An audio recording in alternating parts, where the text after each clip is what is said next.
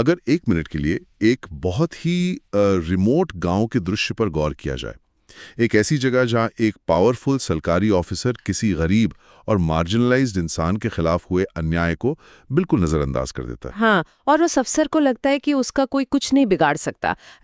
Local police उसकी मुट्ठी में है और पूरा एडमिनिस्ट्रेशन उसके इशारे पे चल रहा है। एग्जैक्टली और वो इंसान जिसकी आवाज दबाई गई है, वो इस पावर के मजे में कहीं खो गया है। लेकिन तभी अचानक दिल्ली से एक ऐसी चिट्ठी, एक ऐसा समन्स आता है जिसे ठुकराने की हिम्मत उस लोकल ऑफिसर तो क्या, खुद स्टेट गवर्नमेंट के पास भी नहीं है। राइट, एक ऐसी ताकत जो किसी भी वक्त एक सिविल कोर्ट का रूप ले सकती है। और देखिए, ये कोई मनगढ़ंत कहानी नहीं है, बल्कि हमारी कॉन्स्टिट्यूशनल रियलिटी है। सही बात है। आज के इस इन डेप्थ एनालिसिस में हमारा पूरा फोकस यही special provisions for weaker sections पर होगा। स्पेसिफिकली हम एनसीएससी यानी national commission for scheduled castes और एनसीएसटी यानी national commission for scheduled tribes को डिकोड करेंगे। बिल्कुल, हमारे पास जो कॉन्स्टिट्यूशनल सोर्सेज हैं और जो हिस्टोरिकल डॉक्यूमेंट्स हैं, उन्हें कंबाइन करके हम इस मशीनरी के अंदर झांकेंगे। क्योंकि आज का सबसे बड़ा सवाल ये है कि कैसे एक सिंपल सा स्पेशल ऑफिसर का कॉन्सेप्ट वक्त के साथ इवॉल्व होकर दो अलग और बेहद पावरफुल कॉन्स्टिट्यूशनल बॉडीज में बदल गया, और सबसे जरूरी बात कि ये बॉडीज ग्राउंड लेवल पर काम कैसे करती हैं। राइट, और ये समझना बहुत जरूरी है, क्योंकि कॉन्स्टिट्यूशन सिर्फ पन्नों पर लिखे हुए शब्द नहीं है। वो सोसाइटी के सबसे कमजोर तबके को प्रोटेक्ट करने का एक जिंदा हथियार है। I agree. तो इन कमीशंस की इस ताकत और इनकी एग्जिस्टेंस की वजह को समझने के लिए हमें थोड़ा पीछे जाना पड़ेगा। हिस्ट्री में दिसंबर 1946 में। सही कहा। क्योंकि बिना किसी स्ट्रॉन्ग विजन के कोई भी लीगल प्रोविजन हवा में नहीं बनता। एग्जैक्टली। तो 13 दिसंबर 1946 को कॉन्स्टिट्यूएंट असेंबली में जवाहरलाल नेहरू ने एक हिस्टोरिकल डॉक्यूमेंट पेश किया था, जिसे ऑब्जेक्टिव्स रेजोल्यूशन कहा जाता है। और अगर यहाँ कोई सोचे कि ये सिर्फ एक प्रोसीजरल फॉर्मेलिटी थी, तो वो एक बहुत बड़ी भूल होगी। देखिए, ये रेजोल्यूशन एक डेक्लेरेशन था, एक ब्लूप्रिंट था कि आजाद भारत आखिर दिखेगा कैसा। बिल्कुल, और इसमें एक बहुत ही क्लियर और मजबूत विजन था माइनॉरिटीज और ट्राइबल इंटरेस्ट को प्रोटेक्ट करने का। एक वादा था कि आजाद भारत में पावर सिर्फ कुछ मुट्ठी भर लोगों के हाथ में नहीं रहेगी। राइट, और यही वादा आगे चलकर हमारे कॉन्स्टिट्यूशन के प्रियम्बल में रिफ्लेक्ट हुआ। अगर हम प्रियम्बल पढ़ते हैं तो वहां जस्टिस यानी न्याय की बात की गई है, सोशल, इकोनॉमिक और पॉलिटिकल। तो अब इस जस्टिस वाले कॉन्सेप्ट को थोड़ा डीपली एनालाइज करते हैं। जब हम सोशल जस्टिस कहते हैं, तो इसका प्रैक्टिकल मतलब क्या है? इसका सीधा सा मतलब है कास्ट हो, रिलीजन हो या किसी भी आधार पर जो डीप रूटेड डिस्क्रिमिनेशन होता है, उसको पूरी तरह से खत्म करना। सही बात है, लेकिन सिर्फ सोशल जस्टिस लिख देने से सोसाइटी एक दिन में तो नहीं बदल जाती। एग्जैक्टली। और इसीलिए उसके साथ पॉलिटिकल जस्टिस को जोड़ा गया। इसे सिर्फ एक एब्स्ट्रैक्ट थॉट तक सीमित नहीं रखा गया, बल्कि उसे इंस्टीट्यूशंस के थ्रू प्रॉपरली इंप्लीमेंट किया गया। जैसे कि इसका सबसे बड़ा एग्जाम्पल हमें लोकसभा में पॉलिटिकल रिजर्वेशंस के रूप में दिखता है। आज के वक्त में लोकसभा में शेड्यूल्ड कास्ट के लिए 84 सीट्स और शेड्यूल्ड ट्राइब्स के लिए 47 सीट्स रिजर्व की गई हैं। और यहाँ ध्यान देने वाली बात यह है कि ये कोई फेवर या चैरिटी नहीं है, ये एक कॉन्स्टिट्यूशनल नेसेसिटी है। बिल्कुल, ये इंश्योर करने का एक तरीका है कि देश की सबसे बड़ी लॉ मेकिंग बॉडी में इन मार्जिनलाइज कम्युनिटीज की आवाज मजबूती से सुनी जाए। अब इस पूरे स्ट्रक्चर को हम एक बिल्डिंग की तरह विजुअलाइज कर सकते हैं। प्रियम्बल उस विशाल बिल्डिंग का ब्लूप्रिंट है, और ये जो पॉलिटिकल रिजर्वेशंस हैं, ये उस बिल्डिंग के मजबूत पिलर्स हैं। राइट, यहां तक तो सब कुछ बहुत लॉजिकल और परफेक्ट लगता है, लेकिन ग्राउंड रियलिटी थोड़ी अलग होती है। यहाँ एक बहुत बड़ा प्रैक्टिकल सवाल उठता है, क्या सिर्फ दिल्ली में सीट्स रिजर्व कर देना काफी था? सही सवाल है। मान लीजिए पिलर्स बन गए, बिल्डिंग खड़ी हो गई, लेकिन अगर ग्राउंड लेवल पर देश के किसी दूरदराज इलाके में किसी के साथ इनजस्टिस हो रहा है, उसके राइट्स छीने जा रहे हैं, तो वो इंसान कहाँ जाएगा? एग्जैक्टली। क्या एक आम गांव वाला अपना हक मांगने के लिए सीधा पार्लियामेंट के दरवाजे पर दस्तक देगा? नहीं दे सकता ना। पॉलिटिकल रिप्रेजेंटेशन पॉलिसी जरूर बनाता है, लेकिन वो day to day justice ground level पर डिलीवर नहीं कर सकता। और यही वो गैप था जिसे भरने के लिए एक डेडिकेटेड मॉनिटरिंग सिस्टम की जरूरत थी। ब्लूप्रिंट और पिलर्स ठीक थे, लेकिन कॉन्स्टिट्यूशनल सेफगार्ड्स ठीक से एग्जीक्यूट हो रहे हैं या नहीं, इसे मॉनिटर कौन करेगा? और यहीं से जन्म होता है इन खास कॉन्स्टिट्यूशनल कमीशंस का, जो सिर्फ पॉलिसीज को देखते नहीं हैं बल्कि पावर को अकाउंटेबिलिटी के दायरे में लेते हैं। लेकिन इनका एवोल्यूशन एक रात में नहीं हुआ। चलिए इस एवोल्यूशन की टाइमलाइन को थोड़ा ट्रेस करते हैं।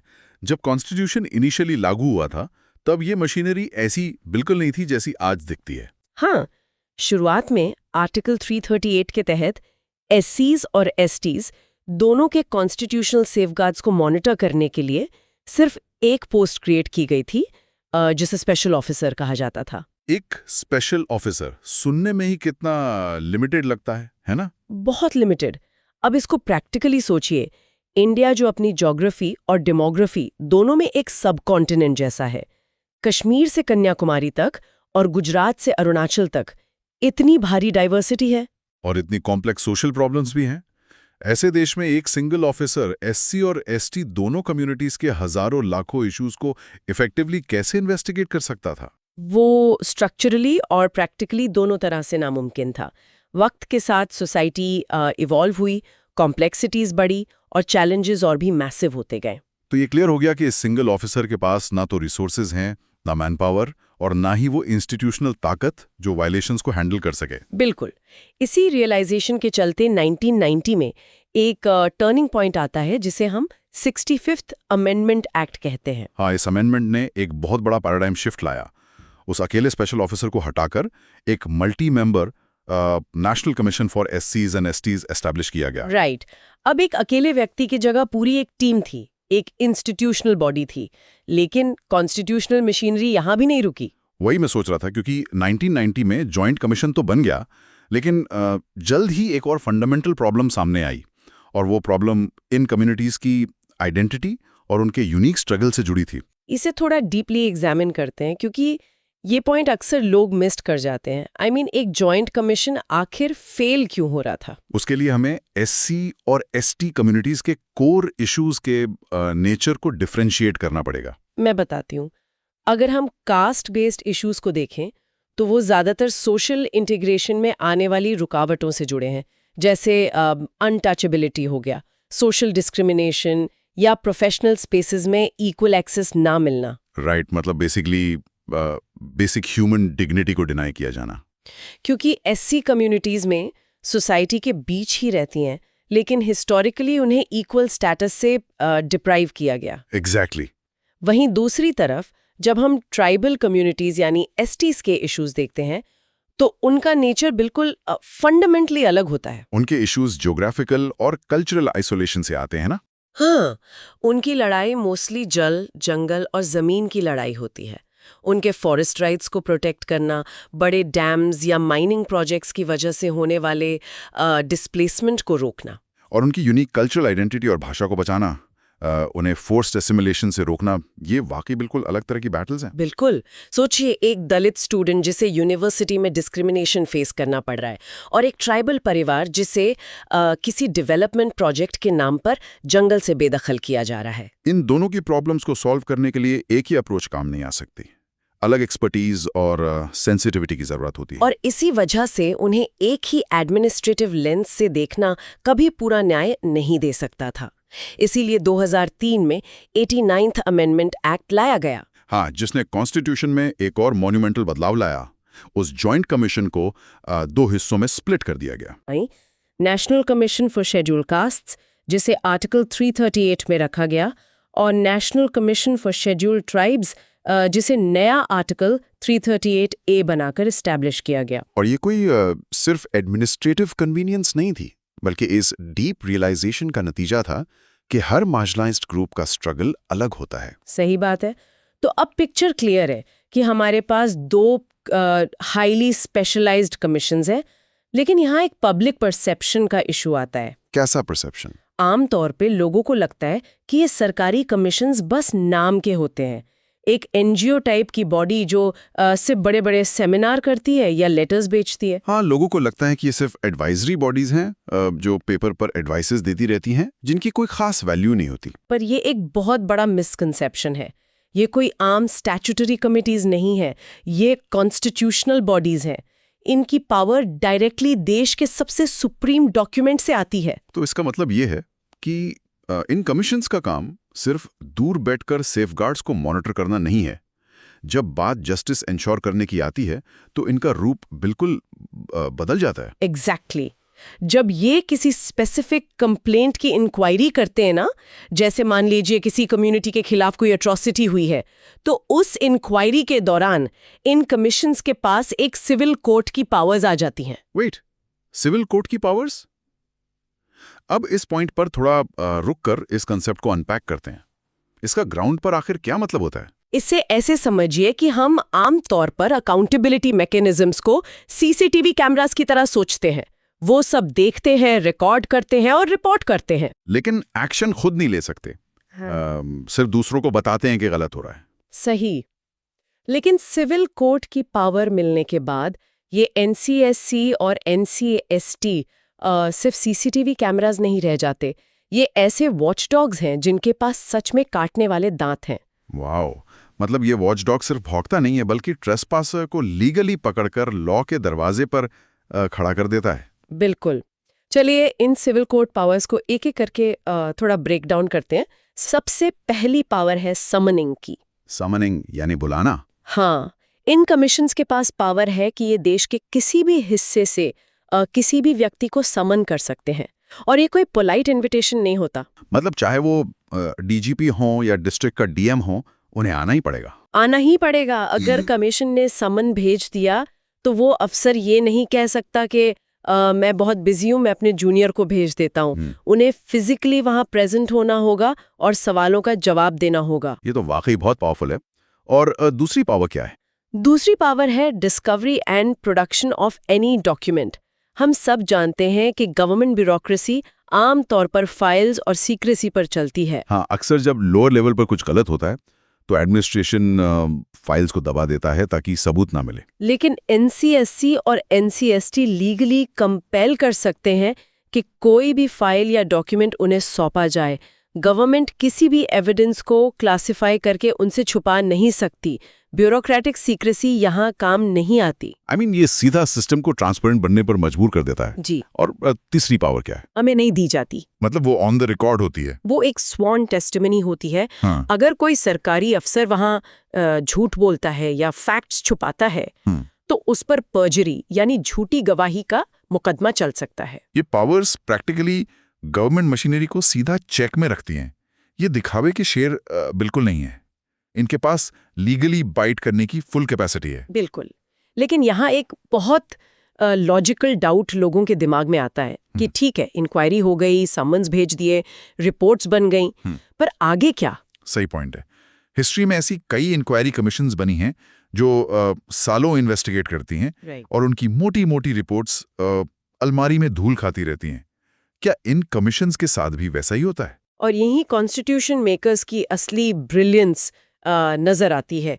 अकाउंटेबिलिटी को प्रैक्टिकली कैसे इन्फोर्स किया गया है वो देखने लायक है। कैसे? ये रिपोर्ट्स जाती किसके पास है आखिर? ये कमीशंस अपनी रिपोर्ट किसी अंडर सेक्रेटरी या यहाँ तक कि किसी मिनिस्टर को भी सबमिट नहीं करते। ये सीधे देश के सबसे बड़े कॉन्स्टिट्यूशनल पोस्ट यानी प्रेसिडेंट ऑफ इंडिया को अपनी रिपोर्ट सबमिट करते हैं। ओह, सीधा प्रेसिडेंट को? हाँ। कॉन्स्टिट्यूशन के तहत प्रेसिडेंट के पास ये स्पेशल पावर और रिस्पॉन्सिबिलिटी है कि वो इन कमीशंस की फाइंडिंग्स को इवैल्यूएट करें। लेकिन बात प्रेसिडेंट के टेबल पर तो खत्म नहीं हो सकती ना? नहीं, प्रेसिडेंट इन रिपोर्ट्स को सीक्रेट नहीं रख सकते। कॉन्स्टिट्यूशनल मैंडेट के अकॉर्डिंग प्रेसिडेंट इन रिपोर्ट्स को पार्लियामेंट के दोनों हाउसेज, लोकसभा और राज्यसभा के सामने रखवाते हैं। तब तो वहां से असली पॉलिटिकल प्रेशर शुरू होता होगा। पार्लियामेंट के फ्लोर पर तो पूरा देश देख रहा होता है। एग्जैक्टली। और रिपोर्ट सिर्फ ऐसे टेबल पर रख नहीं दी जाती। सेंट्रल गवर्नमेंट को उस रिपोर्ट के साथ एक बहुत ही क्रूशल डॉक्यूमेंट अटैच करना पड़ता है, जिसे मेमोरेंडम ऑफ एक्शन टेकन कहते हैं। तो इस मेमोरेंडम में सरकार को स्पेसिफिक डिटेल्स देनी होती है कि उन्होंने क्या एक्शन लिया। बिल्कुल। गवर्नमेंट को पार्लियामेंट को डिटेल में बताना पड़ता है कि कमीशन के किस रिकमेंडेशन पर क्या स्टेप्स लिए गए। और तब क्या होता है जब सरकार किसी रिकमेंडेशन को रिजेक्ट कर दे या मानने से इनकार कर दे? यहीं पर सबसे बड़ा टेस्ट होता है। अगर सरकार ने एनसीएसटी या एनसीएसटी की किसी रिकमेंडेशन को रिजेक्ट किया है तो वो वहाँ चुप्पी नहीं साध सकते। उन्हें officially reason for non acceptance यानी ना मानने का कारण बताना पड़ता है। उस सिचुएशन का पॉलिटिकल वेट कितना ज्यादा होता होगा। कोई भी रूलिंग पार्टी कितनी भी पावरफुल क्यों ना हो, आसानी से पार्लियामेंट में खड़े होकर ये नहीं कह सकती कि हमने इस वॉचडॉग की बात को रैंडमली रिजेक्ट कर दिया। सही बात है।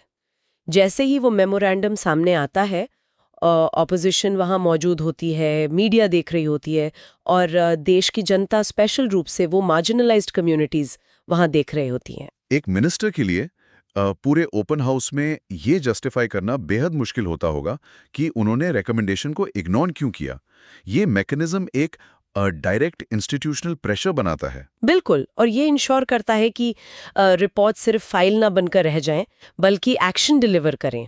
तो आज के इस एक्सटेंसिव डीप डाइव में हमने पूरा सफर देखा कि कैसे 1946 के ऑब्जेक्टिव्स रेजोल्यूशन के उस बोल्ड वादे से शुरुआत हुई, एक टूथलेस स्पेशल ऑफिसर का कॉन्सेप्ट कैसे फेल हुआ, और उसके बाद कैसे 1990 के अमेंडमेंट से एक मल्टी मेंबर बॉडी आई, और आखिर में 2003 में 2 स्पेशलाइज्ड इंडिपेंडेंट और सिविल कोर्ट की ताकत रखने वाले वॉचडॉग्स सामने आए। इस पूरे एवोल्यूशन से एक बात क्लियर होती है कि कॉन्स्टिट्यूशनल सेफगार्ड्स को सिर्फ एक मॉरल लेवल पर छोड़ नहीं सकते, बल्कि उन्हें लीगल लेवल पर एनफोर्स करना पड़ता है। हाँ, ये बॉडीज सिर्फ एडमिनिस्ट्रेटिव कन्वीनियंस के लिए बिल्कुल नहीं बनाई गई हैं। ये प्रियम्बल के सोशल जस्टिस के सपने को सच करने के टूल्स हैं। लेकिन इन सब के बावजूद इस डिस्कशन के एंड में एक बेहद डिस्टर्बिंग और डीप सवाल जरूर उठता है, जिसे हम इग्नोर नहीं कर सकते। कैसा सवाल? एक तरफ हमारे पास इतना बुलेट प्रूफ कॉन्स्टिट्यूशनल डिजाइन है, 2 पावरफुल कमीशंस हैं, उनके पास सिविल कोर्ट की ताकत है, वो देश के बड़े से बड़े ऑफिसर्स को गवाह के तौर पर बुला सकते हैं, प्रेसिडेंट और पार्लियामेंट को रिपोर्ट कर सकते हैं। सिस्टम तो बिल्कुल परफेक्टली डिजाइन लगता है। वही तो। पर फिर आखिर ग्राउंड रियलिटी और थ्योरी में इतना मिसमैच क्यों है? हम आज भी रोज क्यों देखते हैं कि देश के किसी कोने में अनटचेबिलिटी प्रैक्टिस हो रही है या ट्राइबल लैंड्स पर इलीगल कब्जे हो रहे हैं? ये वाकई सोचने वाली बात है। अगर इन कमीशंस के पास इतनी ताकत है, तो इनजस्टिसेस पूरी तरह खत्म क्यों नहीं हो पाते? क्या प्रॉब्लम लॉज में है? क्या सेफगार्ड्स अभी भी वीक हैं? या फिर प्रॉब्लम सोसाइटी की उस डीप रूटेड माइंडसेट में है, जिसे शायद कोई लीगल कमीशन डायरेक्टली बदल ही नहीं सकता? मेरी समझ से प्रॉब्लम सिस्टम और सामाजिक ढांचे दोनों में फंसी हुई है। क्या सिस्टम सिर्फ वहां काम करता है जहां इनजस्टिस ऑलरेडी हो चुका हो और कमीशन बाद में पोस्टमार्टम करे, या हमारा सामाजिक ढांचा ही कंटिन्यूअसली इनजस्टिसेस पैदा कर रहा है? ये एक फंडामेंटल कॉन्ट्रडिक्शन है। डॉक्टर अंबेडकर ने एक बार बहुत गहरी बात कही थी कि कॉन्स्टिट्यूशन चाहे कितना भी अच्छा क्यों ना हो, अगर उसको इम्प्लीमेंट करने वाले लोग बुरे होंगे तो कॉन्स्टिट्यूशन बुरा ही साबित होगा। एक सामाजिक क्रांति बिना लोगों की मेंटालिटी बदले सिर्फ लीगल डिक्रीज से तो नहीं हो सकती। ये बात हम सबको समझनी होगी। बिल्कुल सही कहा आपने। और इसी सोचने पर मजबूर करने वाले सवाल के साथ हम आज की अपनी इस इन डेप्थ चर्चा को यहीं विराम देते हैं। इन कॉन्स्टिट्यूशनल मैकेनिज्म्स और सोसाइटल रियलिटीज को डीपली एनालाइज करते रहिए, और हर इन्फॉर्मेशन के क्यों और कैसे पर सवाल उठाते रहिए। सही बात। कॉन्स्टिट्यूशन को सिर्फ एक किताब की तरह नहीं, बल्कि अपने आसपास की आज़ादी और हकों के एक जिंदा रक्षक की तरह देखिए।